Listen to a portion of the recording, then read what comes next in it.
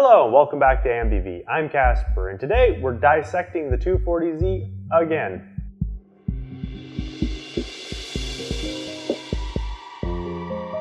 So I just recently got the car back from paint round 2 and from the engine rebuild. I had them touch up a few dings and scratches and a crack I put in the fender myself while loading it and unloading it from a trailer multiple times, taking it to have the engine repaired. So as you probably know from my earlier videos and from our Facebook posts, the 240Z went up to do dyno runs to test out the original setup I had on the car and to get a base tune on the AEM V2.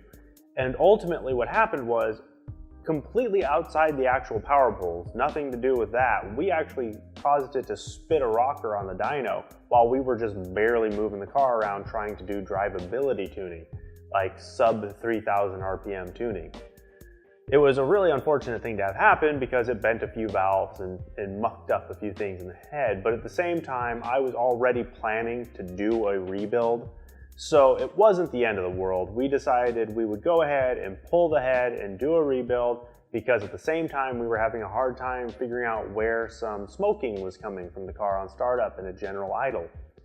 So we took the head off the engine, had it rebuilt, put in titanium springs and valves, and basically went ahead and overbuilt the top end. Went ahead and put some pond cams in so that we had a little more aggressive cams, and then put the head back together and dropped it on the block. Fired the car back up, still smoking. So that told us that we hadn't solved the smoking issue, but we at least knew that the engine should be in a better running state. Without dealing with the smoking, we figured we would do the basic tune. So we fired the car back up, put it back on the dyno, did some pulls, and wham! Valve tapped a piston. The builder of the head had gone ahead and taken a spec sheet and run with it that the performance shop had given him that just said go ahead and go 1 millimeter over on the valves to help clean out the seats. But nobody had realized that the recessed cutout in the piston wasn't actually the proper size for that big of a valve, and we had one bump into the piston. So that meant we had to pull the head back off and take it apart, but while we were at it, we decided that the smoking must be coming from either the turbo or the bottom end. The turbo was a brand new Garrett unit, just purchased, fresh off the shelf, seemed completely healthy. So we assumed that it was probably something weird in the bottom end.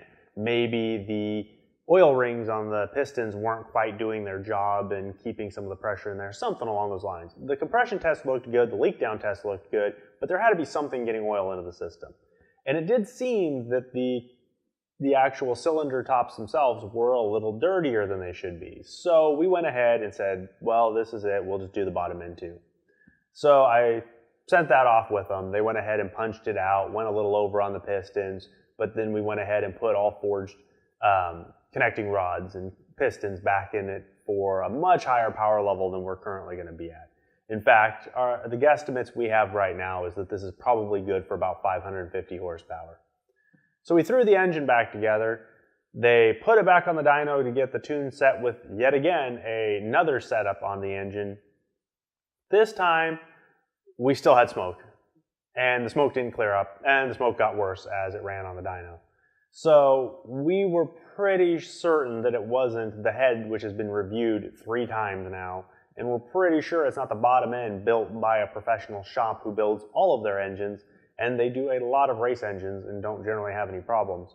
So we're leaning toward the turbo. So we did a few diagnostics, decided that it probably was the turbo, but that the shop wasn't going to deal with it because I didn't have plans to leave it there that long. So I got the car back, we took it down to paint, got the touch-up work done, and now I've got it back. So what I've been doing recently is trying to extract the turbo and the manifold and everything from the car to go ahead and do an RMA with Garrett. Now, to Garrett's credit, they don't seem to be arguing that the turbo could have a problem.